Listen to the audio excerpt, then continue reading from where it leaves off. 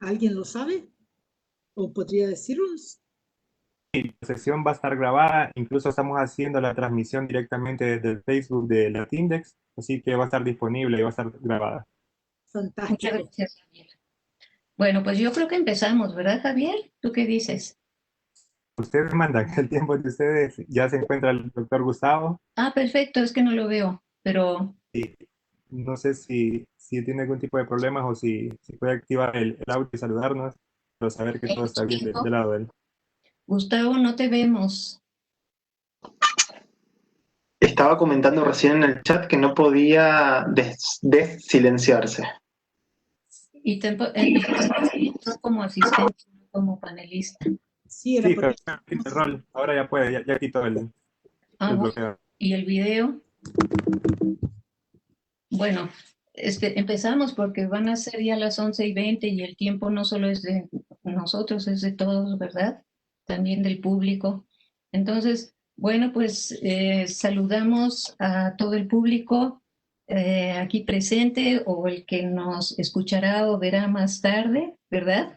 Dadas estas circunstancias, quisiera yo agradecer su asistencia y también la participación de nuestros panelistas, pero ante todo, me gustaría aquí también referirme al apoyo que hemos recibido del rector de la Universidad Nacional Autónoma de Honduras, el doctor Francisco Herrera, y que además es presidente del XUCA actualmente y nos ha dado muchísimo apoyo para organizar y llevar a cabo este panel, esta, este foro sobre ciencia y publicación científica en América Latina.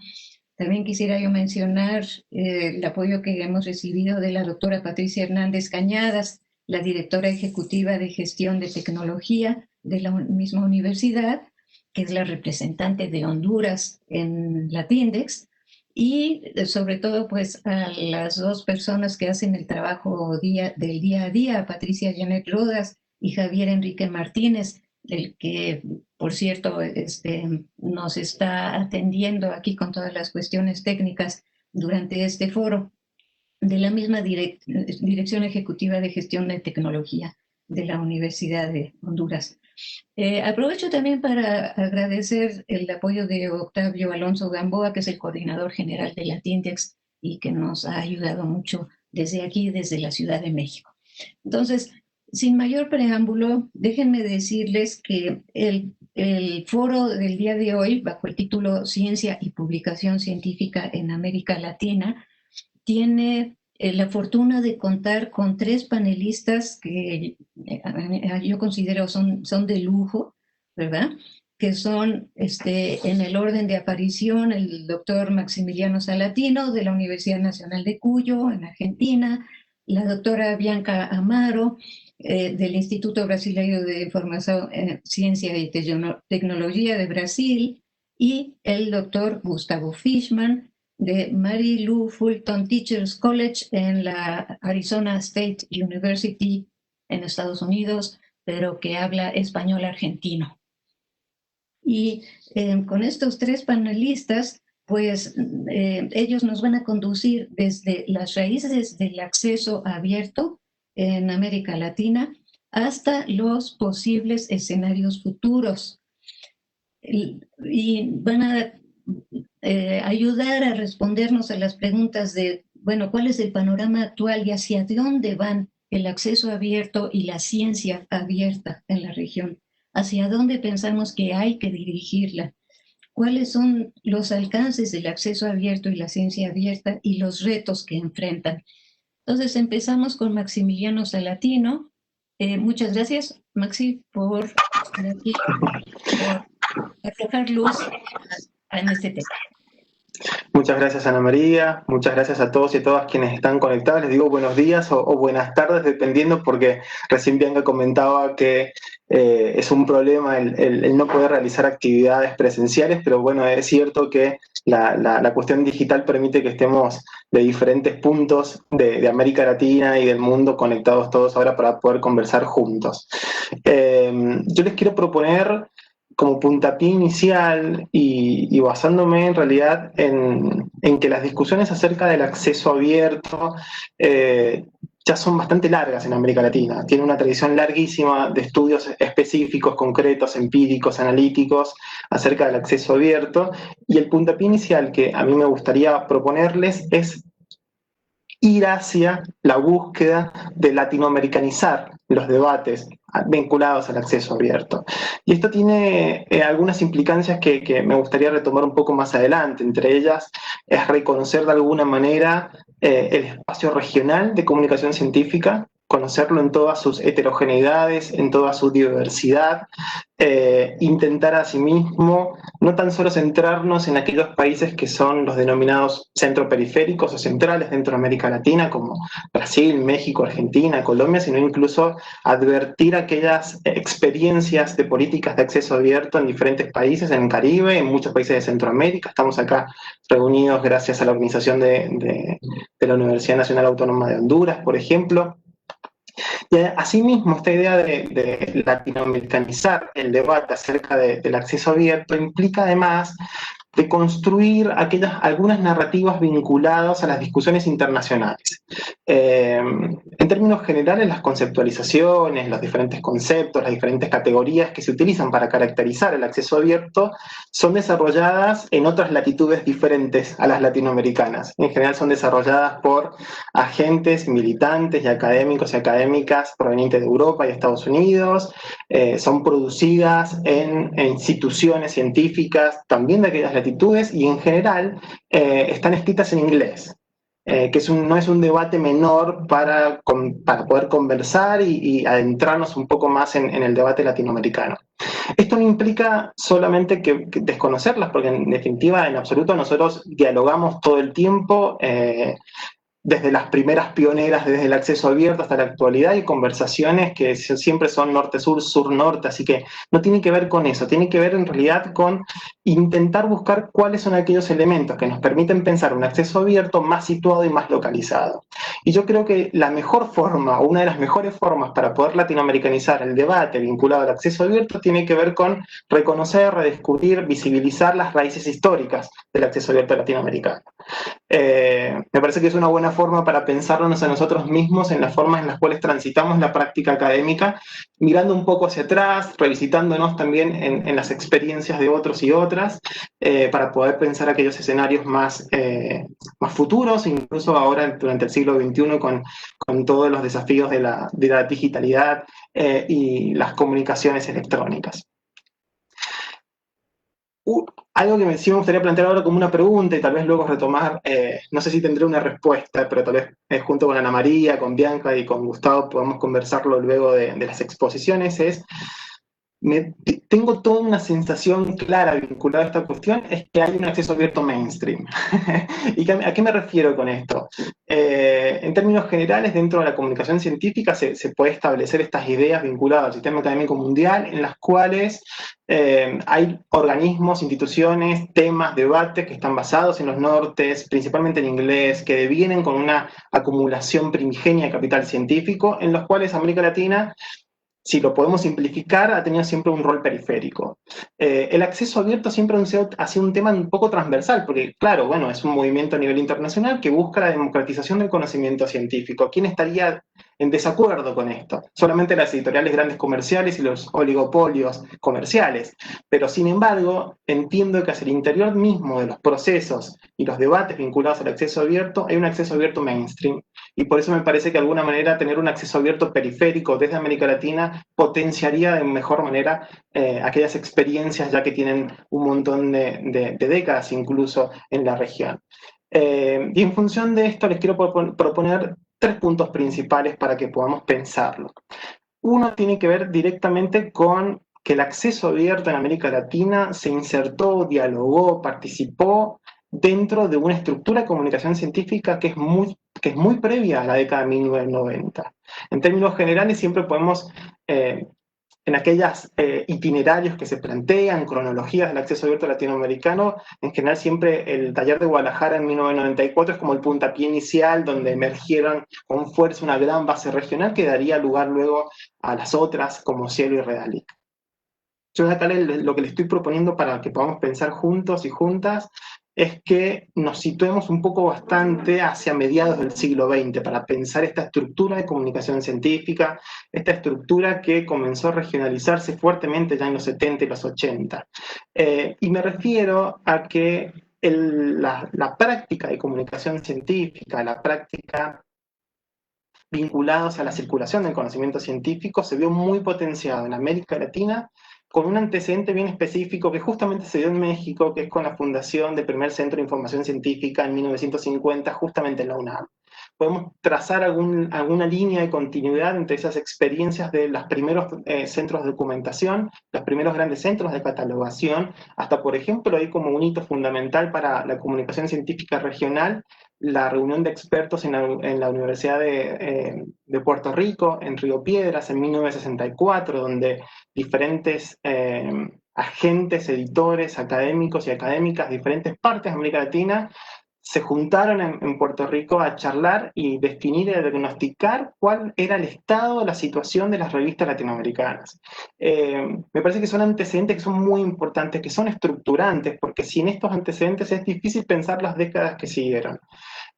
Luego, claramente, hay el nodo en México y con la UNAM me parece que tuvo un rol preponderante dentro de las discusiones vinculadas al espacio latinoamericano de revistas científicas. Ya con la creación de índices como Alerta en el 73, con Clase en el 75, con Periódica en el 78, y me animo a decir que principalmente con la bibliografía latinoamericana en 1980 se dio un avance fenomenal acerca de cómo conocer mejor lo que se produce en América Latina. Es una estrategia de visibilizar lo que se produce en América Latina. Experiencias como las de la UNAM también se repitieron luego en la Universidad de San Pablo en Brasil y en diferentes universidades nacionales en lo largo de toda América Latina, desde México hasta la Argentina. Y algo que sí me gustaría acá señalar es que estos procesos se dieron al mismo tiempo con el rol fundamental de bibliotecarios y bibliotecarias, con el rol de las bibliotecas en los procesos de profesionalización e institucionalización de las ciencias en toda América Latina, en el cual las bibliotecas comenzaron a tener un rol fundamental para conocer qué es lo que se producía efectivamente en América Latina. Uno de los grandes objetivos y diagnósticos de estos índices regionales era conocer qué se producía dentro de una misma universidad, porque incluso dentro de las mismas universidades y diferentes unidades académicas no se conocía ni lo que se publicaba, ni las revistas que tenían cada uno, incluso cuáles eran las suscripciones de cada uno. Entonces era una forma de incluso de hacer un poco más eficiente la práctica de la circulación, el préstamo y el canje interbibliotecario. En ese sentido, además, ya en la década del 80 ya contamos en América Latina y dentro de reflexiones críticas vinculadas al espacio regional. Y acá están los trabajos pioneros de Eve Besuri, de Lea Bello, luego de la propia Ana María, y de tantas otras pioneras, lo digo en femenino porque realmente fue la labor de muchas mujeres que se preocuparon acerca de cuál era el rol de América Latina dentro de este sistema académico mundial y iniciaron las primeras críticas a la implementación y a la adopción de criterios cuantitativos para evaluar la ciencia, evaluar las revistas latinoamericanas. Ya en la década del 80 y en el 90 ya claramente la universalización del factor de impacto y todos estos otros criterios cuantitativos de evaluación hizo necesarias reflexiones críticas de América Latina y fueron precisamente mujeres quienes la llevaron principalmente adelante en la década ya de 1980. En esa misma estructura es donde entiendo se consolidó esta infraestructura de la circulación del acceso abierto. Y ya que en la década de 1990 va a tener como una gran explosión, especialmente por la digitalización, la implementación de las tecnologías de la comunicación y la información permitió generar espacios de vinculación y generación de redes que desde el 94, desde el taller de Guadalajara en adelante, se hizo cada vez más consistente en el tiempo. Esto no quiere decir, y tal vez puede ser uno de los puntos más fuertes de este primer nodo, de esta primera problematización, es que entiendo una limitación pensar el acceso abierto directamente ligado a la digitalización. ¿Por qué? Porque me parece que este sí tiene que ver con un rasgo de ese acceso abierto mainstream internacional que probablemente en aquellas latitudes haya funcionado y haya devenido de esa manera. En América Latina, previo a la década de 1980, ya se contaban con redes de colaboración, de cooperación y de solidaridad vinculados a préstamos interbibliotecarios, a canjes entre las mismas universidades, entre las mismas unidades académicas, dentro de cada universidad e incluso entre diferentes universidades. Incluso préstamos entre diferentes países, diferentes universidades, diferentes países. Si eso no es una práctica de democratización del conocimiento científico, me pregunto si efectivamente la digitalización permitió avanzar en un sentido más democrático. Claro que sí, completamente necesario. Pero eso no implica que previamente en la década de los 70 y los 80 en América Latina no hayan existido estas redes, que me parece que son esas raíces históricas del acceso abierto latinoamericano, y además son las condiciones de posibilidad, me parece, de que en la región, por lo menos, tan abiertamente se haya implementado políticas de acceso abierto. No creo que haya existido en ese momento discusiones sobre el fondo de la cuestión. Sí hay discusiones, y que me gustaría retomarlas cerca del final de esta charla, vinculados a los modelos del acceso abierto en América Latina, que es otra cuestión.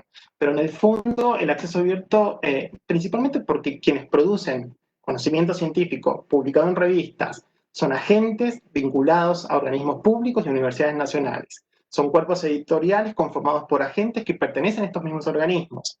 Son las mismas universidades nacionales quienes son instituciones editoras privilegiadas de la comunicación científica regional. Entonces, esta gran característica vinculada al espacio regional de revistas, al espacio regional de comunicación científica, es eminentemente público.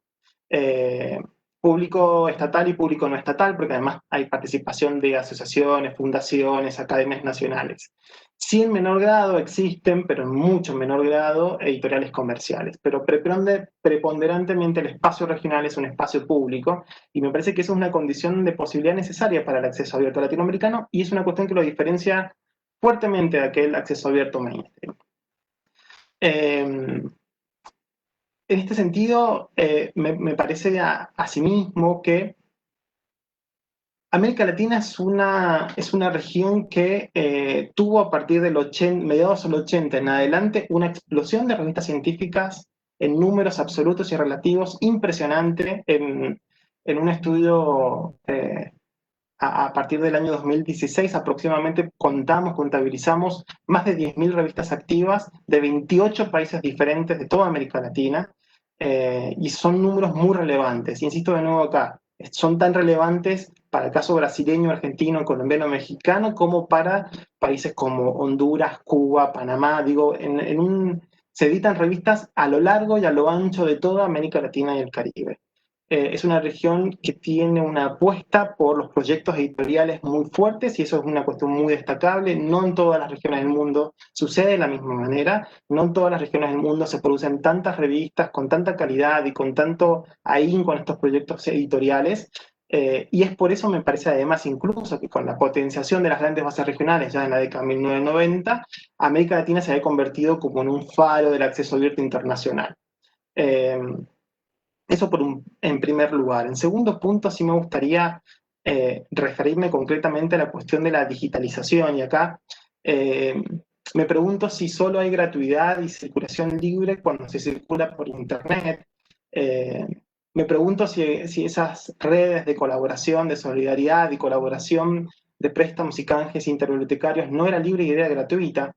Y me parece que acá hay una cuestión, una definición que incluso creo que se presenta justamente por la traducción del inglés, por la traducción de la palabra free, como libre y gratuita. Y acá hay una cuestión que me parece interesante, porque por más que se editen revistas en América Latina, o que se hayan editado en papel, claramente tiene un costo, pero el fin último de los proyectos editoriales no era un fin de lucro. No se buscaba generar ganancias a través de los procesos editoriales. Esa es una diferencia abismal con aquellas empresas editoriales y oligopolios editoriales que buscan sí generar ganancias que son superlativas al siglo XXI, vinculadas a la edición de revistas, a la comunicación científica.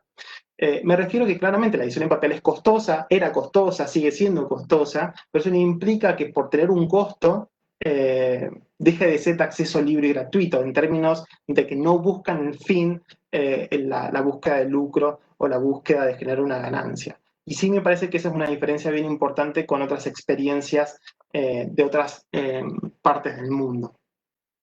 Asimismo, la cuestión de la digitalización en un continente tan desigual, tan diverso como América Latina, entiendo, y bueno, un paréntesis aquí, me parece que una cuestión importante tiene que ver incluso con las experiencias durante la pandemia COVID de este año. Hemos advertido, incluso cada uno y cada uno de nosotros en nuestras casas, las dificultades de la conexión digital por Internet y la accesibilidad que eso implica. No todos accedemos a Internet, no todos tienen las mismas condiciones de poder tener una computadora, ni tener una tablet, ni tener un smartphone que les permita conectarse a Internet, y ni hablar en regiones y en algunas ciudades que directamente no tienen conexión por fibra óptica o no tienen Internet. Me parece que el nivel de accesibilidad debe ser pensado en términos de la digitalización y los desafíos que presenta la digitalización para una región como América Latina. Con esto estoy diciendo no que lo digital no tenga un valor en sí, porque claramente lo tiene, me parece que es la forma justamente de que todos los proyectos editoriales tengan que ser digitales, pero eso no implica desconocer que dentro del espacio latinoamericano de revistas científicas pueden existir diferentes proyectos editoriales. Y acá sí hay un abanico muy importante. Hasta el día de hoy, 21 de septiembre de 2020, hay revistas que solo se editan en papel. Y estas revistas en papel son de mala calidad científica, sus aportes no son significativos, estas revistas editadas en papel son artesanales, son endogámicas. Bueno, yo creo que es tan diversa la publicación científica en América Latina que hacer generalizaciones de este tipo es contraproducente para conocer los espacios regionales de circulación. Yo no me animo a generalizar de esta manera pensando que todos estos proyectos sean de mala calidad científica, porque incluso hay muchos proyectos editoriales que están más anclados como proyectos intelectuales, de aquella antigua práctica de generación de redes vía suscripción que fueron tan importantes para el desarrollo científico en toda América Latina. Entonces, tenemos como un panorama regional que va y que pendula entre la edición en papel y la edición digital, y me parece que si solamente nos situamos en el mundo digital, estamos perdiendo de vista una gran variedad de proyectos editoriales que son importantes y constitutivos de la práctica científica y la práctica editorial en América Latina. Incluso, en este sentido, me parece que podemos llegar a pensar que casi la digitalización puede tener como un efecto fetiche en términos desarrollistas. Si uno no cumple con determinadas etapas de la digitalización y llega al horizonte de la publicación electrónica, sos antiguo, sos tradicional y no vale la pena charlar o discutir con ustedes. Yo creo que todo lo contrario, que de alguna manera la digitalización debe ser un medio para democratizar aún más las discusiones vinculadas al acceso abierto y al acceso más general y ampliado del conocimiento científico. Pero no para nada debería ser un límite en la adopción y en el conocimiento de prácticas otras, diferentes a las más establecidas o las más hegemónicas. Porque, de nuevo, aquí puedo hacer un paralelismo con la cuestión de la indexación, por ejemplo, que en América Latina, en términos generales, hay un montón de estudios vinculados a la producción latinoamericana que se basa en corpus u universos de datos de revistas o artículos producidos o indexados en Scopus o Web of Science, en el mejor de los casos en Cielo y Realic e incluso en Latindex. De nuevo, pero esos son universos, poblaciones de revistas que están evaluadas que han cumplido ciertos parámetros y criterios para ser indexadas en determinadas bases. ¿Toda la producción latinoamericana está indexada? No, la verdad que no. En ese mismo estudio al año 2016 se calcula aproximadamente que el 36% de las revistas latinoamericanas no están indexadas en ningún lugar. La pregunta sería, ¿por qué todavía no están indexadas? ¿Qué sucede con ese universo de circuitos locales? Son revistas que incluso tienen una larga tradición editorial. Entonces, ¿por qué hace mucho que se publican y no están indexadas? De nuevo, aquí me parece que en este paralelismo que quisiera presentarles entre la indexación y la digitalización es simplemente para que no nos perdamos cosas, porque no va a haber forma de profundizar prácticas de acceso abierto si invisibilizamos con nuestro propio relato, nuestras propias narrativas, otras formas de hacer circular el conocimiento científico. En tercer punto, ya estoy cerca de llegar al final de los minutos que me quedan, pero sí me parece importante que incluso debamos pensar y repensar cuáles son los niveles y las definiciones de la accesibilidad de ese acceso abierto, de los alcances vinculados a las políticas de acceso abierto. Y acá me parece que para el caso de América Latina, pensar un acceso abierto en inglés es completamente muy difícil, muy complicado. Si la mayor parte de la producción latinoamericana se lleva adelante en español y portugués, y teniendo en consideración el contexto detrás del inglés como lengua franca y los problemas de la asimetría de las lenguas, que está muy estudiado y que se ha hablado mucho de esto, pero el acceso abierto tiene que observar la circulación en español y en portugués, incluso en los diálogos presentes entre el español y el portugués. Pensar plataformas, por ejemplo, muchos y muchas de ustedes serán editores y editoras de revistas científicas y se darán cuenta que las plataformas de gestión, incluso de algunas revistas directamente en inglés, son desafíos a la accesibilidad. Lo digital por sí no democratiza, y menos el uso de los idiomas. Y en este sentido, esto no es una reivindicación chauvinista acerca del español y el español y portugués en absoluto, sino un reconocimiento de que la mayor parte de las producciones latinoamericanas son en español y son en portugués. Los desafíos que presenta la lengua incluso afecta a los cuerpos editoriales, además a los autores, además a las instituciones editoras, a las bases indexadoras, pero además a las audiencias. Si uno está buscando, tiene un objetivo de democratizar el conocimiento científico. ¿Ese objetivo es un objetivo solamente para quienes producen ciencia? ¿O estamos pensando en las audiencias? ¿Quiénes leen? ¿Quiénes son aquellos y aquellas quienes se benefician con la circulación de este conocimiento? Bueno, en este punto son aquellas personas que pueden leer en inglés, que tienen una computadora, que tienen acceso a internet y que pueden descargar un artículo a texto completo. Con esas condiciones. Si no estás dentro de esas condiciones, tus niveles de accesibilidad son mucho menores y la posibilidad de que puedas acceder y conocer lo que se está produciendo incluso es mucho menor. Entonces, de alguna manera, para no tomar demasiado tiempo, me parece que la cuestión lingüística es una cuestión necesaria para pensar los alcances y para pensar los niveles de accesibilidad, siempre teniendo en consideración las audiencias. Si no, es un diálogo entre académicos, es un diálogo entre académicos y académicas, es un diálogo elitista entre las personas que producen conocimiento científico, que en general son bastante pocas en términos generales con las poblaciones nacionales. Creo que amplificar los espacios de las audiencias nos permiten visualizar de mejor manera aquellos alcances de esa tan conocida frase vinculada a la democratización del conocimiento científico.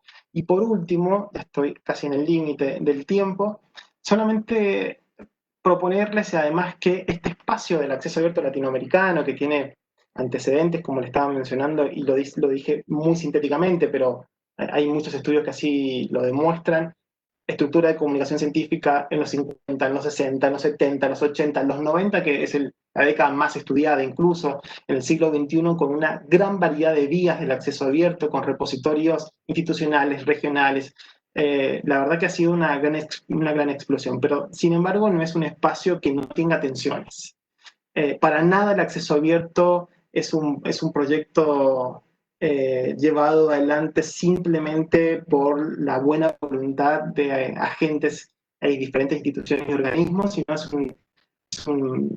un movimiento que tiene diferentes modelos. Podemos observar, y probablemente Bianca y Gustavo lo comenten un poco más tarde, vinculados a las diferentes redes de mercantilización del conocimiento científico que se intentan y se han intentado incluso en la actualidad profundizar redes mercantiles, ni hablar de la PCs y de las suscripciones y de pagar waivers para hacer en abierto textos que están encerrados, y un montón de prácticas, y que incluso dentro de los mismos grandes agentes, los grandes actores del acceso abierto latinoamericano tienen diferencias entre sí, posicionamientos diferentes, y reconocer esta heterogeneidad, esta diversidad, incluso permite conocer mejor el acceso abierto latinoamericano. Y observar de nuevo todas estas relaciones, me parece que puede llevar a pensar, a tener una idea romántica del acceso abierto.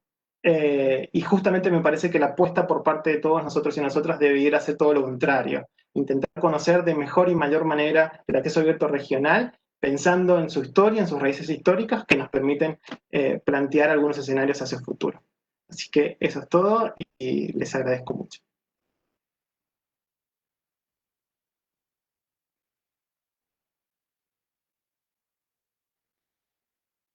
Creo que está silenciada, Ana María. Muchísimas gracias, Maximiliano, por tu presentación, si se le puede llamar así. Creo que ha sido una excelente forma de hablar, digamos, de entrar al tema. Has dicho cosas que me parece que son como para un debate mucho más largo. Pues démosle entonces la palabra ahora a Bianca para que nos hable de las revistas y la ciencia abierta, y posteriormente habrá oportunidad de un diálogo también con el público. Bianca, por favor. Bueno, muchas gracias. Muchas gracias, Ana María. Quisiera pedir que la organización me diese la posibilidad de compartir mi contenido, que todavía no la tengo. Ahora sí, ahora tengo. Solo un momento. Aquí.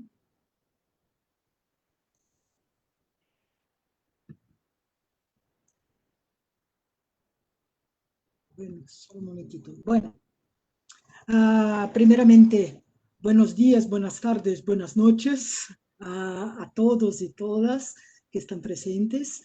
Me gustaría agradecer la invitación de la siempre amable Ana María para formar parte de este encuentro de debate. Yo creo que es muy importante tener espacios como este para que discutamos algunas cuestiones relacionadas al tema del acceso abierto, de la ciencia abierta y de las revistas, en ese sentido. Quisiera también empezar mi presentación haciendo una especie de homenaje a un amigo muy grande y un colaborador y luchador por la región, que ha sido Alberto Cabezas, que fue nuestro secretario ejecutivo de la red La Referencia durante 7 años y que desgraciadamente falleció este fin de semana. Entonces, todos mis honores a Alberto porque se los merece. Bueno, mi tema aquí es las revistas y la ciencia abierta. Las revistas científicas, cómo eran ayer, cómo están hoy, y en relación a la ciencia abierta en sí misma. Bueno, yo creo que una de las cuestiones centrales de este debate es recordar, porque parece que nos hemos olvidado, para qué sirve una revista científica. Bueno, en teoría es para que un investigador pueda comunicar a sus pares y al mundo el resultado de sus investigaciones. Pero es que tenemos que tener esto muy en mente, y principalmente si hablamos de América Latina. Bueno, yo creo que Maxi ha dado un panorama general fantástico de la situación y de cómo funcionamos. Vamos a coincidir en varios puntos que voy a explicar aquí en mi presentación. Pero es solamente para esto, para comunicar a sus pares. Esta es una idea que quedó casi romántica en el sistema de comunicación científica hoy en día, porque hoy por hoy las revistas científicas sirven para que un investigador sea evaluado por su producción. O sea, es una de las principales métricas utilizadas hoy en día en América Latina y en el mundo, para conferirle prestigio al investigador. O sea, alejándose un poco de la idea de la comunicación para acercarse más a esta idea de obtención de prestigio. Si publico en una revista que está indexada en Web of Science, si está en Scopus, si está por todas estas organizaciones, es porque tengo prestigio. Y para que las empresas comerciales, los oligopolios, como decía Max, creen servicios de alto coste. O sea, hemos dejado o seguimos estándares que son estándares comerciales, o sea, que son fantásticos, que ofrecen servicios maravillosos, pero que no están hechos para nada para nuestra realidad. O sea, de hecho, tenemos una realidad distinta, norte-sur, por supuesto, esto todos sabemos, pero la ciencia es única, es solo una, y hacemos una ciencia de muy buena calidad, y no estamos presentes en estos servicios maravillosos internacionales. ¿Por qué? Porque no tenemos dinero para esto, para invertir en este tipo de cosas. Ya tenemos poco dinero para invertir en nuestro desarrollo científico. Imagínense para estar en este mainstream que es muy caro, es una cosa que es inaguantable. Y así se construyó todo el sistema de comunicación científica, principalmente con las principales revistas cobrando precios absurdos, impagables para la realidad del norte, porque ahora el norte empieza a estar en contra a todo este movimiento comercial, pero para nosotros entonces es absolutamente imposible. Y es una cuestión que siempre me pongo y siempre coloco en mis charlas, que es el acceso abierto, por supuesto.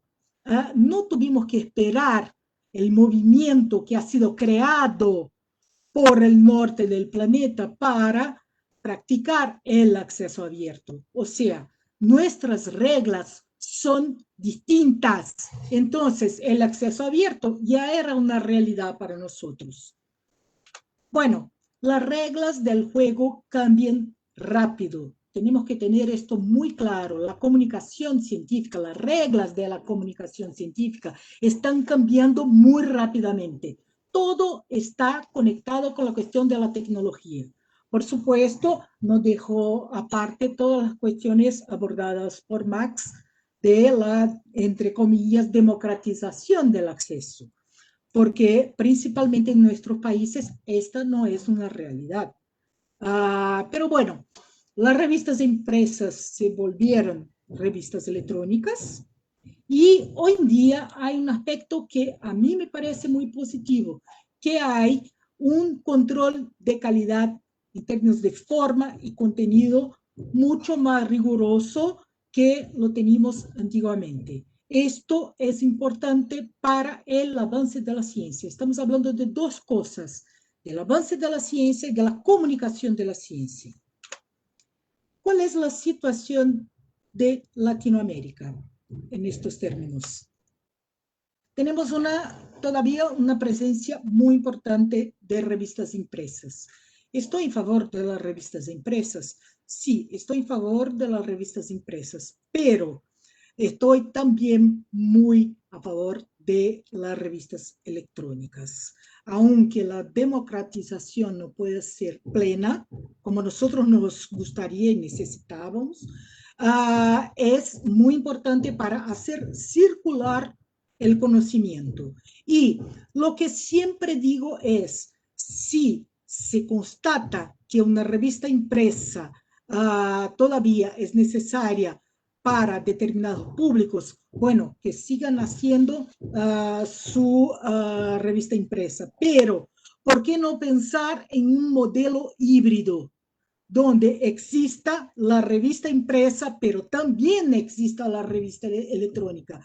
Nosotros, como editores, tenemos que pensar en estas dos vertientes, o sea, atingir, alcanzar al público que no tiene condiciones de acceder a una revista electrónica, pero también al público que lo tiene, porque en términos de distribución es mundial la distribución de una revista electrónica, pero tenemos todavía mucha presencia de revistas impresas que no tienen su correspondiente electrónico. Tendríamos que pensar de una manera muy seria en relación a esto. Baja calidad. Sí, es verdad.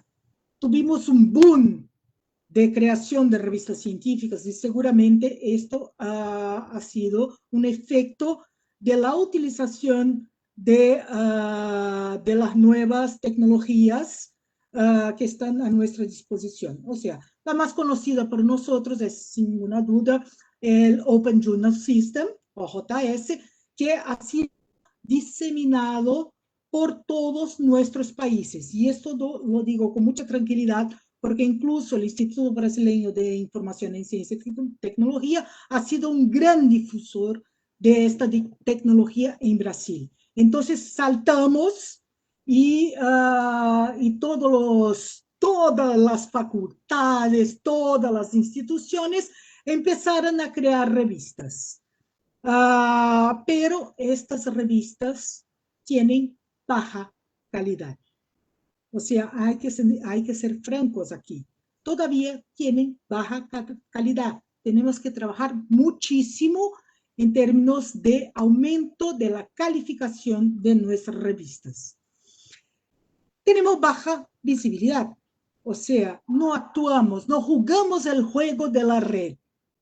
La red hoy en día nos pide que estemos presentes en varios tipos de actuaciones, con varios tipos de actuaciones. No solamente tener una URL de la revista hace con que la revista sea una revista visible.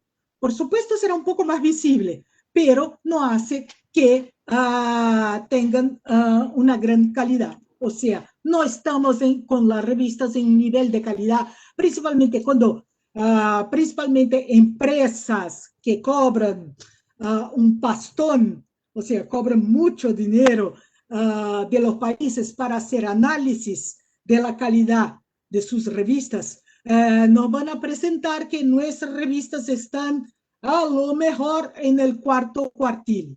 O sea, esto es una realidad y yo hablaré con un poco más de ejemplos cuando, qué significa todo eso, de qué estoy hablando cuando hablo de calidad y de visibilidad. Tenemos, por supuesto, por eso, un bajo número de citaciones, luego un bajo impacto de nuestras revistas. Tenemos, nuestra realidad es de tener editores sin una profesionalización. O sea, tenemos una tradición de hacer como si fuera un rodicio de editores. O sea, hoy, este año, te ocuparás de la edición de la revista, el profesor del departamento, el profesor A del departamento. Pasado este año, entrará otro, porque son tareas que se acumulan para el trabajo del profesional, del investigador, del editor. Entonces, con eso no tenemos un trabajo de profesionalización. Y todas las grandes revistas, las revistas de alto impacto, trabajan con editores ya profesionalizados. Entonces, esto sería alguna cosa que tendríamos que invertir mucho para que nuestras revistas tuviesen una mejor calidad, una mayor visibilidad en términos generales. Bueno, el acceso abierto ya lo dominamos. Solo en algunos casos no utilizamos, pero como una forma de trabajar algunas situaciones del tipo, me están enviando demasiados manuscritos y entonces yo no tengo un cuerpo editorial muy grande, entonces yo tengo que tener algún tipo de obstáculo para que la gente no salga enviando manuscritos para las revistas, entonces adoptan una PC, por ejemplo.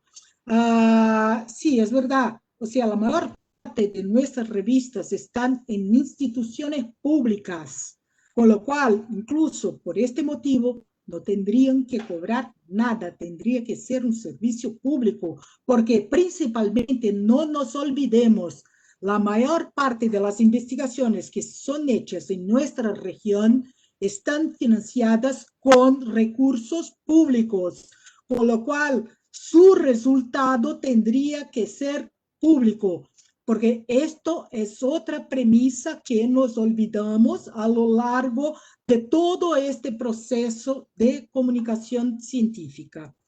Hablando ahora directamente respecto a calidad, incluso porque vi que alguien preguntó en el chat. Voy a poner aquí un ejemplo de Brasil. Para el análisis del catálogo 2.0 de Latindex. Latindex hace un trabajo fundamental para las revistas. Todos los editores tendrían que seguir los trabajos que son hechos dentro de Latindex. ¿Por qué? Dentro de los eslabones de indicadores, podríamos decir que Latindex es el primer eslabón de esta escalera que tiene varios eslabones. O sea, tienes que cumplir mínimamente con los criterios que son adoptados por Latindex. O sea, hemos analizado durante el año pasado una serie, me parece que fueron 300 solicitudes de entradas para la indexación en el catálogo 2.0 de Latindex. Y hemos hecho un estudio también cuáles han sido los principales problemas de las revistas que no pudieran entrar en el catálogo porque no cumplían criterios mínimos para estar en el catálogo. Para que tengamos una idea, o sea, en términos de características básicas, yo no puedo creer que hasta hoy tengamos que hablar de que es importante, es vital, yo no sé ni siquiera cómo hablar, un sistema, tener que una revista tenga un sistema de evaluación por pares, pero ha sido el 33% de todos los demás criterios relacionados a las características básicas. Esto es un número muy alto de revistas que no cumplen este criterio, que es un criterio básico.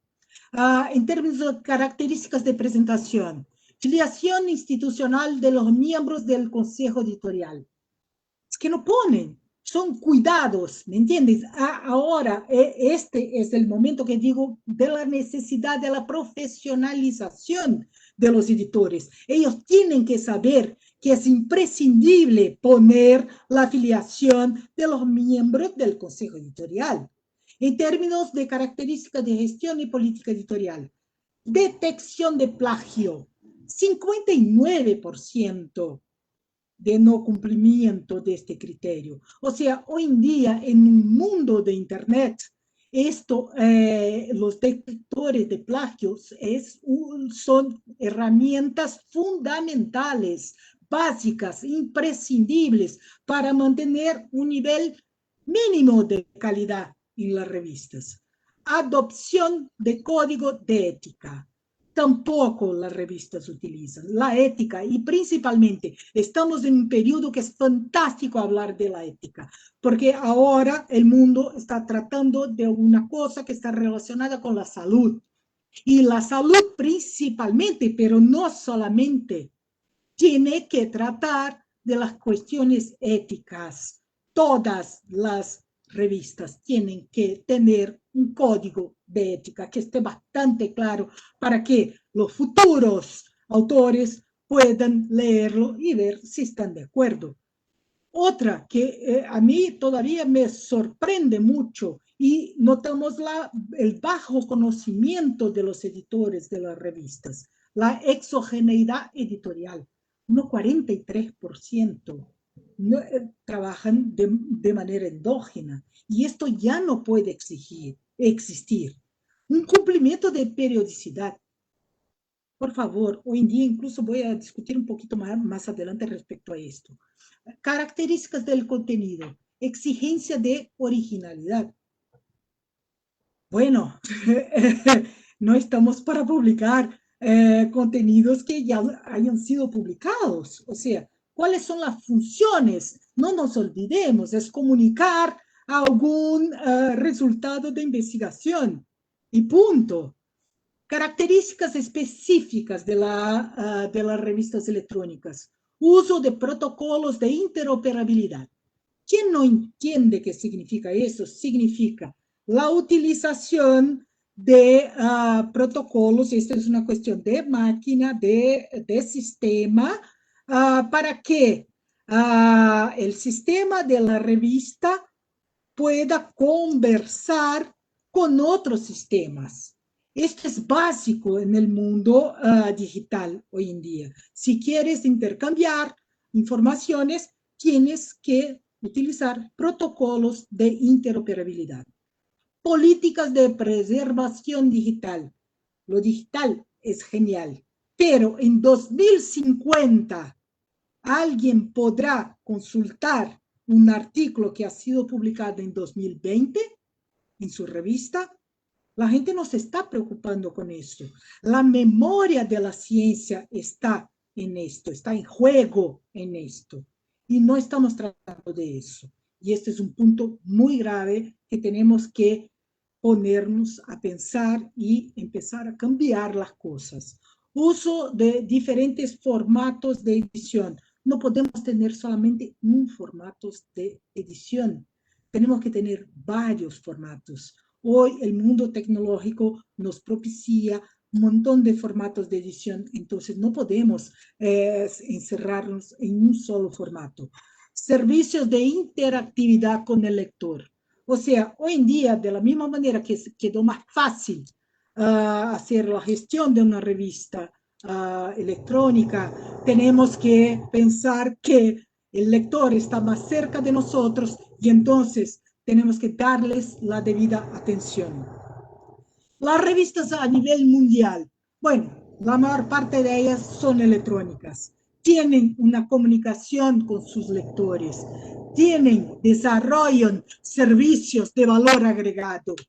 O sea de cómo hacer citaciones, la presencia, las descargas, dónde están haciendo las descargas de sus artículos. O sea, esto es muy importante incluso porque los evaluadores de los países van a utilizar estos servicios. Y una revista que tenga eso tiene un nivel de calidad más alto. Tener una presencia en las redes sociales. O sea, hay un montón de redes, Facebook, Instagram, o sea, la gente se utiliza de estas redes para estar presente y hacer un contacto más cercano con los lectores y con los investigadores. Y evaluadores extranjeros, o sea, autores y evaluadores extranjeros. O sea, tenemos que aprovechar nuestros contactos y llamar a la participación de la gente para que puedan aumentar la calidad de nuestras revistas. Artículos con versión en inglés.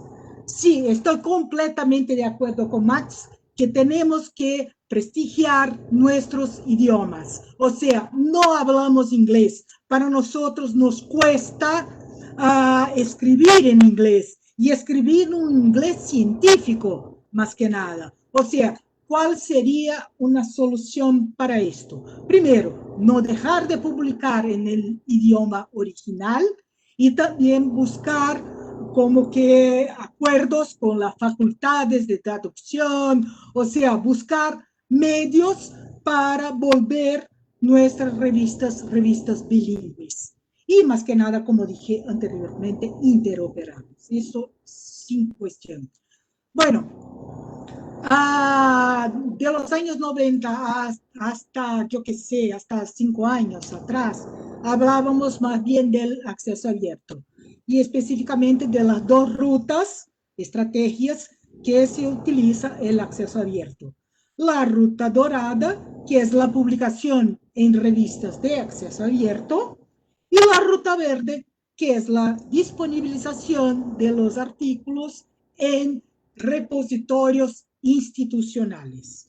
Con el pasar del tiempo, los científicos, también del norte del planeta, pensaron que este movimiento de apertura era muy interesante para la ciencia y ampliaron su escopo de actuación y crearon el concepto de la ciencia abierta. Salimos del concepto solamente de la ciencia, del acceso abierto y entramos en la ciencia abierta.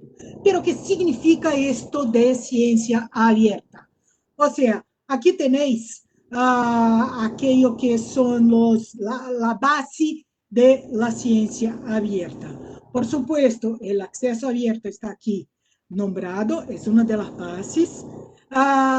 Un punto que yo quiero hablar, donde se juntan las dos rutas, la ruta verde con la ruta dorada del acceso abierto, que son los datos abiertos de investigación. Pero no es solamente esto, o sea, hablamos también de educación abierta, de la ciencia ciudadana, que significa que es la ciencia que cuenta con la participación de ciudadanos. La evaluación abierta, esto nos toca directamente, la evaluación donde uno sabe exactamente quién está evaluando y por qué no saberlo. Esto es muy simple. La investigación abierta, reproducible y replicable. Bueno, mis queridos, bienvenidos. Este es el mundo con el cual tenemos que integrarnos lo más pronto posible, porque si queremos y si queremos ser internacionales, tenemos que seguir las reglas del juego, y las reglas del juego están puestas. ¿Qué tienen que hacer las revistas? Primero, conocer y divulgar el mundo de la ciencia abierta. Empezar a estudiar qué es trabajar con datos científicos, porque es lo más importante ahora. Tener un repositorio de datos asociado a las revistas. Hoy el mundo está haciendo una relación directa del artículo con los datos que fueron utilizados para la generación de este artículo. Entonces, ¿esta es una cosa para que podemos pensar para mañana? No, tenemos que pensar en esto ahora. Queremos ser internacionales, no queremos ser incluso nacionales, porque esto vendrá de las reglas nacionales también. Tenemos que repensar cuestiones como periodicidad. Hoy en día tenemos que salir de nuestro modelo y pensar cómo el mundo se está organizando, o sea, periodicidad. Hoy en día sabemos que tarda hasta entre la submisión de un manuscrito hasta que este esté publicado en una revista, tarda mucho tiempo y el mundo tiene más que nunca prisa. Entonces, hoy en día, muchas revistas ya están adoptando la periodicidad de flujo continuo. ¿Qué significa eso? Así que está evaluada la revista, ya el artículo ya sale publicado en la revista. La evaluación por pares, como había dicho anteriormente, empezar a pensar la evaluación como una evaluación abierta, porque de esta forma incluso, ¿cómo podríamos vencer las cuestiones relacionadas con el doble ciego? Podríamos vencer con pareceres bien formulados. Así saberemos que una revista de hecho tiene calidad y también sus evaluadores. Pensar en la posibilidad de utilización de preprints. Hay una discusión muy fuerte relacionada a preprints, pero los preprints también tienen un gran valor. O sea, hoy en día tenemos iniciativas. Cielo ha lanzado su repositorio de preprints. Brasil, en conjunto, IBIC, en conjunto con la Asociación Brasileña de Editores Científicos, ha lanzado el Emory, que también es un repositorio de preprints, y no debemos solamente decir que esto no nos toca, esto no es mi política de mi revista. Hay que evaluar el impacto de los preprints en la ciencia, no olvidar que es la comunicación. Y también la cuestión de los altmetrics. Nadie casi tiene esto como una cuestión. Tenemos que pensar en métricas alternativas. Ya sabemos que las métricas del norte no sirven ni siquiera para ellos, mucho menos para nosotros. Y seguimos estas mismas métricas. O sea, como si tuviésemos las mismas condiciones para alcanzar estas métricas. Bueno, y más que nada, hacer presión.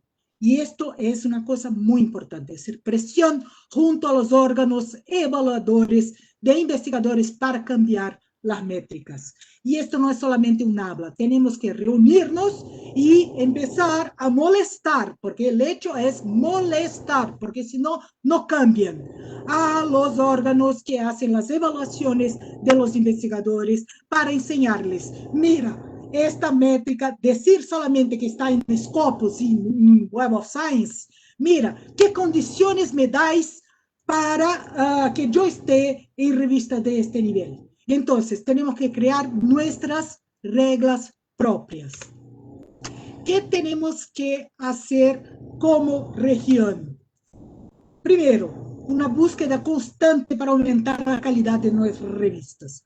Esto es un trabajo que tenemos que hacer durante todo el tiempo, no estar conforme con la situación que tu revista tenga hoy.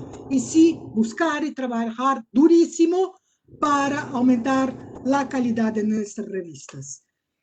Enterarnos de los movimientos y cambios internacionales, porque puede que tarden un poco a llegar, pero llegan aquí. Estamos somos rehenes de lo que hacen los países desarrollados, así de claro. Entonces, tenemos que jugar las reglas que juegan ellos. Aquellas que podemos cambiar, cambiemos. Pero el movimiento como un todo es difícil cambiar la forma de comunicación. Adaptarnos a los cambios lo más pronto posible. O sea, no hay que quejarse. Ay, ahora tendré que saber sobre repositorios de datos. Sí, lo siento. Si quieres estar en el juego, sí, tendrás que adaptarte y buscar este conocimiento, porque tendrás que tener mínimo una asociación con algún repositorio de datos científicos. Espera, vamos. Se cansó mi ordenador. Actuar en conjunto. O sea, la actuación como región es muy importante. Y para eso, o sea, tenemos varios espacios que son muy importantes de actuación. Yo hoy por hoy soy la presidenta de la red La Referencia, que es una red latinoamericana compuesta hoy por 10 países y que trabaja la cuestión del acceso abierto y de la ciencia abierta. Ahí estamos presentes en foros internacionales y de esta forma, si actuamos en conjunto, tenemos más fuerza, más visibilidad, más voz en el juego mundial de las estructuras de la ciencia. ¿Sí? Nosotros somos fuertes, somos muy fuertes y tenemos que ser más fuertes todavía. Muchas gracias a todos por su atención.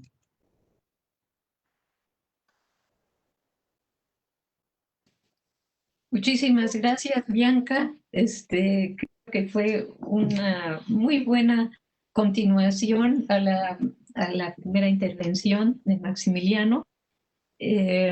Has puesto muchas cosas en claro y seguramente nuestro público estará contento por ello. Yo estoy viendo que hay muchos mensajes a través del chat y algunos con preguntas de las que estoy tomando nota para que después ustedes nos ayuden a responderlas. Pero por lo pronto, pues le damos la palabra a Gustavo Fishman. Y adelante, Gustavo, bienvenido. Qué bueno que estás con nosotros. Gracias, gracias por la invitación y felicitaciones a los organizadores por el éxito evidente con 560 personas participando. Yo que esperaba una cosa un poco más íntima. Pero bueno, yo voy a hacer algo que va a basarse bastante en lo que Maximiliano y Bianca ya dijeron. Entonces, en vez de repetir, voy a avanzar sobre otras cosas. Y una de las cosas que quiero comentar es, hay mucho eco, ¿no? ¿No? Ok. Es que yo quiero hablar sobre el presente y futuros posibles de las revistas y libros académicos en América Latina. Y en parte porque nosotros tenemos mucha tendencia en la región a hacer un recorrido histórico primero, ¿no? para decir, bueno, ¿cómo es que llegamos hasta acá? Y hablamos mucho de la historia. Y eso genera un fenómeno, si quieren, psicológico, emocional, que es darle mucha importancia al pasado. Y como el pasado de estas revistas es muy largo, parece que el futuro es como más pequeño. Yo voy a proponerles que piensen esto de una manera diferente. Y voy a decir 3 cosas así como muy simples.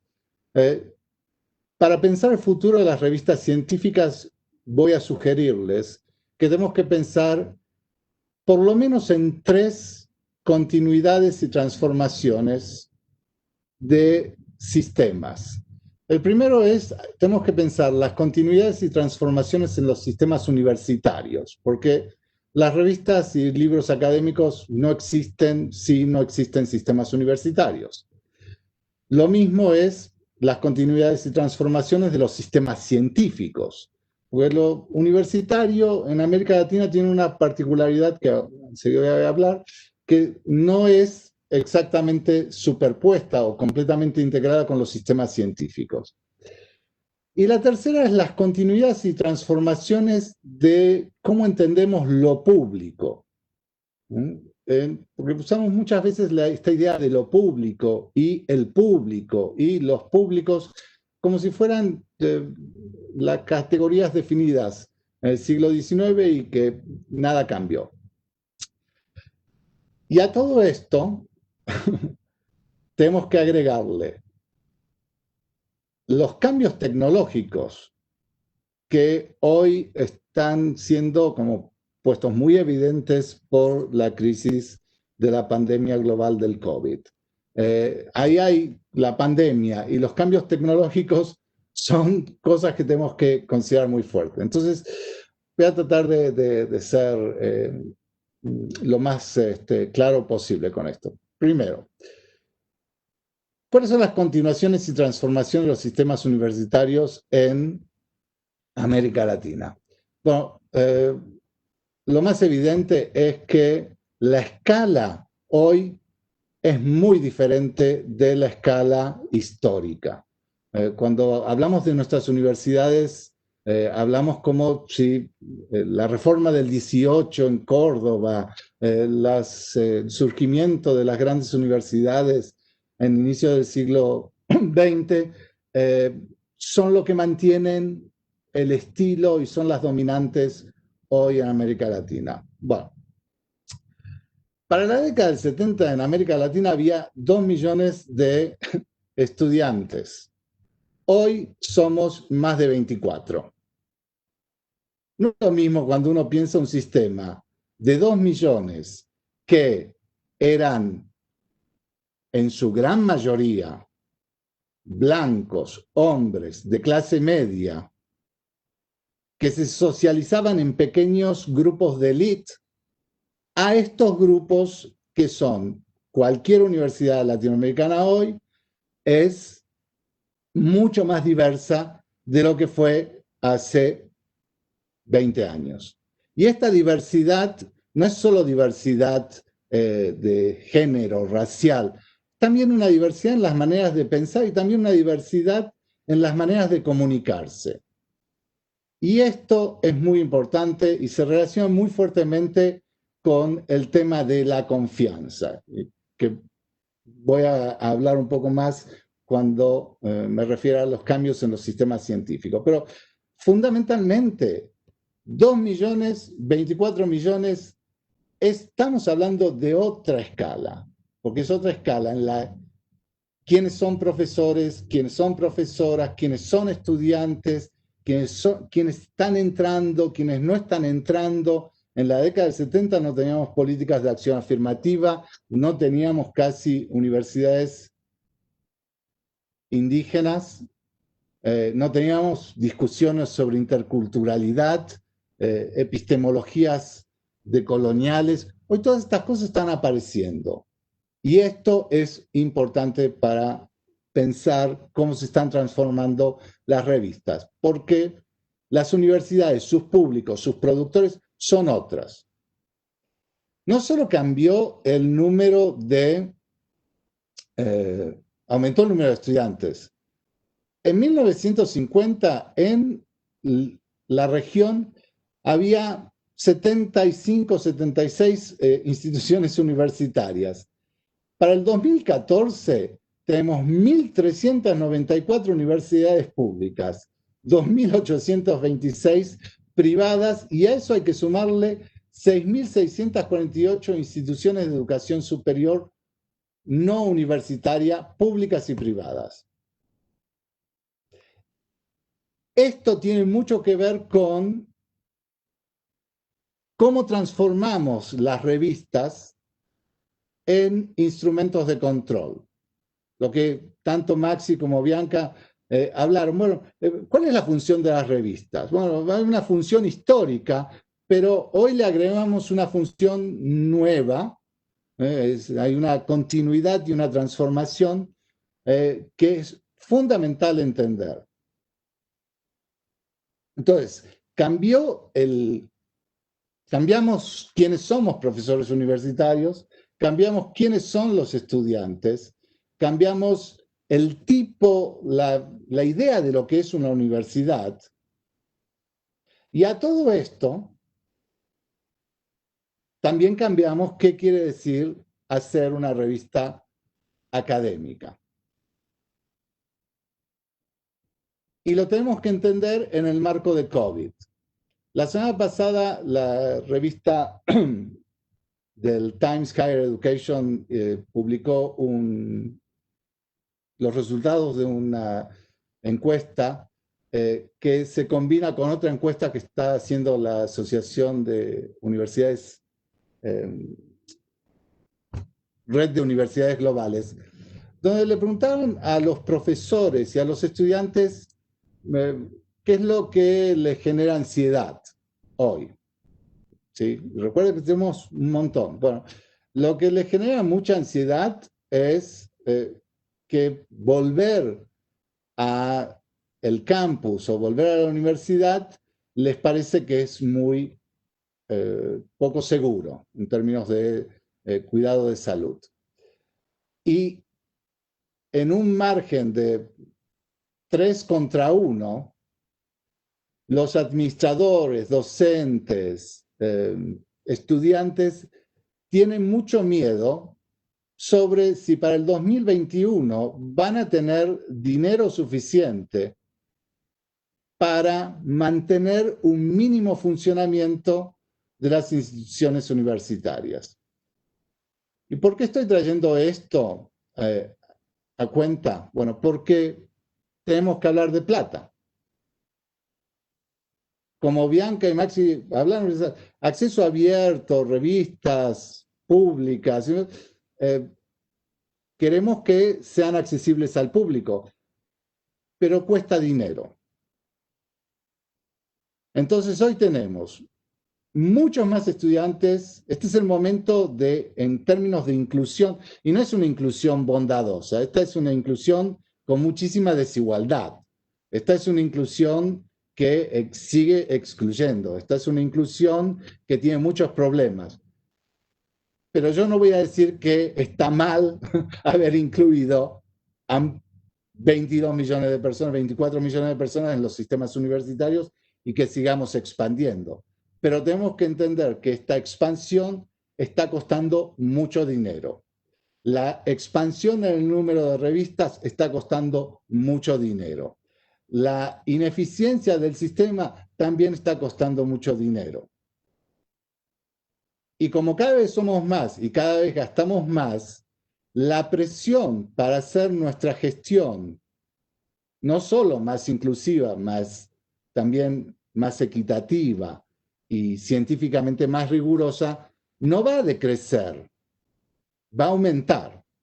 Entonces, hoy estamos en un presente donde hay muchísima más gente que nunca en la historia de las universidades de la región, con grupos de personas que históricamente fueron excluidos y que vienen con otros acervos culturales, científicos, epistemológicos, lingüísticos, con otro tipo de demandas, con otro tipo de formación, con un sistema de revistas muy heterogéneo, como Bianca explicaba, hay muchos tipos de revistas, unas que cumplen con todos los criterios de calidad y otras que no tanto. En una situación de pandemia donde estamos viendo que la crisis económica no va a ser menor, donde la puja por dónde se va a distribuir el dinero de los presupuestos nacionales va a afectar necesariamente estas universidades, va a afectar necesariamente a las revistas. Y todo esto en una importante transformación sobre cuál es la perspectiva de nuestras sociedades con respecto a aceptar o no lo que dicen los científicos. Porque esta cuestión de cientistas, hombres, mujeres, transgéneros y todo, disculpen, pero como hablo más tiempo en inglés, el uso más correcto del español no me sale tan fácil ahora. Todos estamos familiarizados con que la discusión sobre COVID, en algunas sociedades más que en otras, escuchamos más lo que dicen epidemiólogas, epidemiólogos, a los cientistas, y en otros políticos y políticas charlatanes y poco serios y con actitudes hasta criminales, voy a decir, en muchos países, se ponen a hablar muy ligeramente y descontando o quitándole valor al trabajo que hacen cientistas en la región y en el mundo. Y esto está generando mucha desconfianza también sobre, bueno, ¿qué es lo que nosotros hacemos? ¿Cómo contribuimos? Entonces, por un lado, otros públicos. Por otro lado, un descrédito por ideológicamente orquestado, si quieren, sobre el valor de la ciencia. Y a todo esto agregado con los efectos de lo que podemos llamar la ideología neoliberal en relación a la función de la ciencia y el modelo que empezamos a adoptar hace bastantes 3, 4 décadas, pero que aparece muy consolidado, que es lo que yo llamo la externalización de la evaluación científica. Me voy a detener aquí un poco porque es el tema central de las revistas. ¿Para qué sirve una revista científica? Bueno, la revista científica en su función principal es ayudar a la producción de más y mejor ciencia a partir de los sistemas de evaluación por pares, donde se hacen recomendaciones, buscamos que esos resultados sean replicados, sean discutidos, se avance, se descarte. Esa era la función principal. En un trabajo de investigación que estuvimos haciendo sobre revistas científicas en América Latina y en América del Norte, cuando le preguntábamos a las personas, ¿cuál es tu ¿por qué publicás en esta revista o en aquella otra revista?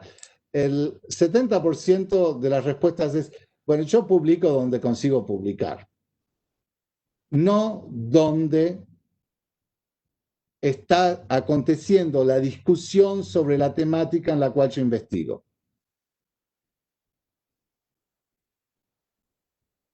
¿Y cómo seleccionan las revistas? Si está en el índice de impacto del Sistema Nacional de Investigación de mi país o si es la que es considerada en mi universidad para los sistemas de promoción y calidad. O sea,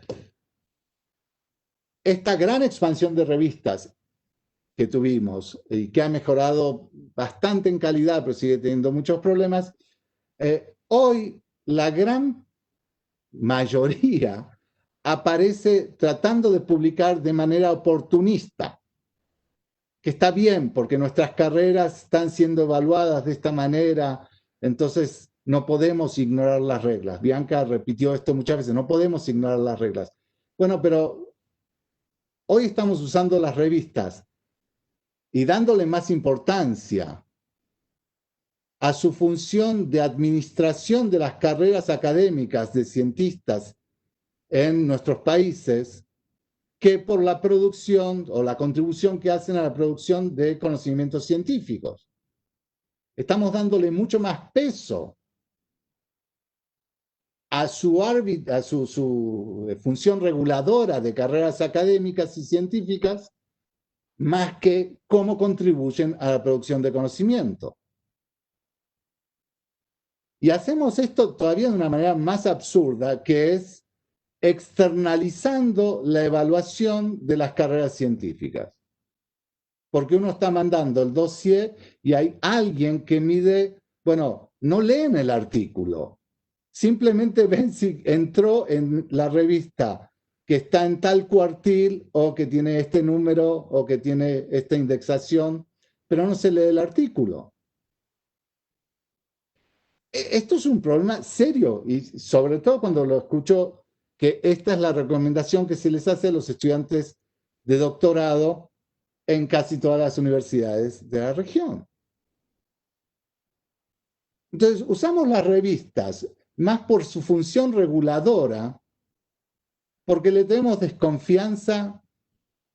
Nosotros, dentro del mismo, nuestro propio sistema, no tenemos confianza en lo que nosotros producimos. La sociedad tampoco nos está teniendo mucha confianza porque no nos comunicamos demasiado bien. Y nuestros sistemas de evaluación están basados en la desconfianza. Esto es muy serio. Acá no tenemos mucho, podemos decir que la falta de presupuesto, que la tradición, pero estos son temas que nosotros tenemos que discutir mucho más seriamente. Y tenemos que discutir mucho más seriamente también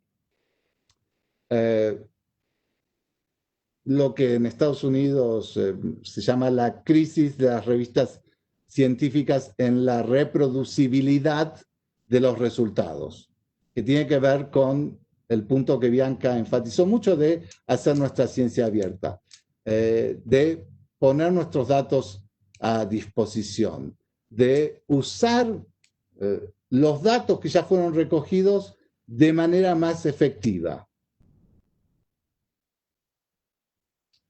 y reclamar a nuestros sistemas que para hacer ciencia en el siglo XXI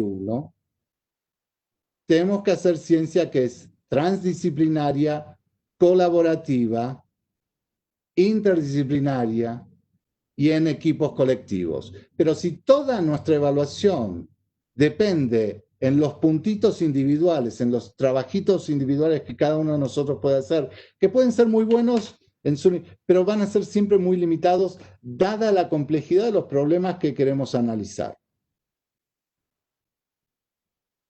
No puedo analizar problemas de salud sin tomar en cuenta cuestiones de sociología, demografía, biología, medicina, economía, política. Lo mismo con educación, lo mismo con lo que es para mí la crisis más fuerte, no solo la del COVID, pero el futuro del planeta como un lugar sustentable.